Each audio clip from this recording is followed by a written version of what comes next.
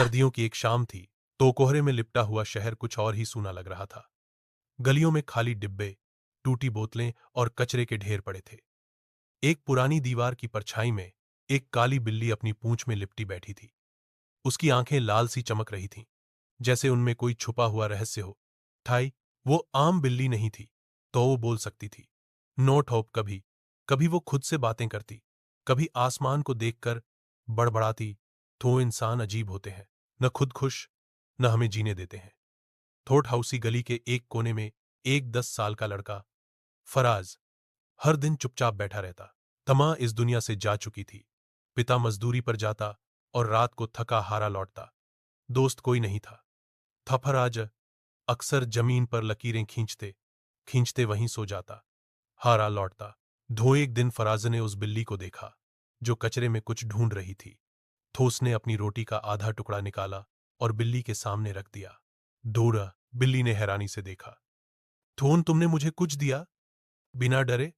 थोड़ हॉटफरा चौंक गया और थोड़ा पीछे हटा। थोड़, तुमने बोला? थोड़ अरबार, बिना डरे, दिल्ली ने एक धीमी आ भरी।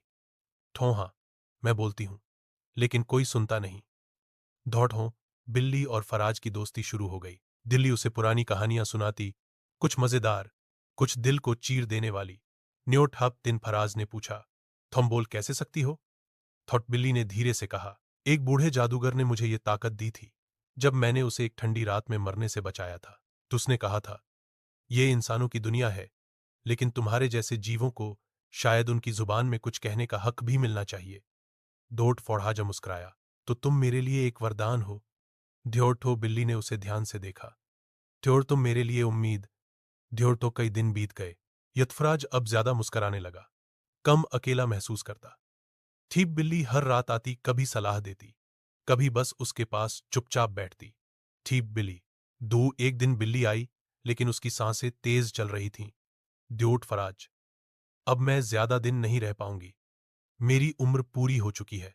लेकिन तुमने मुझे वो दिया जो किसी इंसान ने नहीं दिया, थॉच, सुनने का हक, एहसास का स्पर्श और दोस्ती। बिल्ली ने आखिरी बार कहा, जब भी तुम गली के कोने में सन्नाटा महसूस करो, समझ लेना मैं तुम्हारे पास हूं। डीठो। उसी रात बिल्ली हमेशा के लिए सो गई। डीठो। लेकिन फराज अब अकेला नहीं था। दर्द, फराज की आंखों से आंसू बहने लगे।